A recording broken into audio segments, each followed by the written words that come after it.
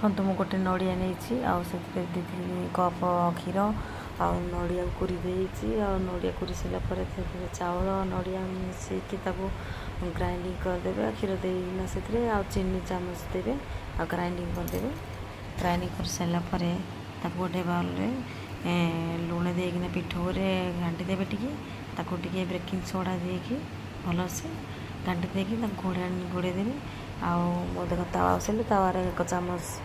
पिठो देली घोड़े सारापर 2 चामच पानी दौथे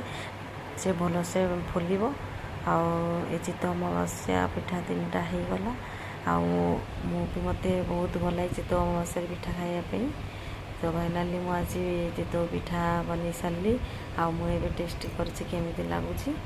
आपण मैंने भी से चितौ अमावास्या पिठा करके खाइबे आमी टेस्ट लगुच कमेंट माध्यम जनइबे प्लीज मो चैनल सब्सक्राइब और बेल आइकन बटन दे कमेंट करेंगे।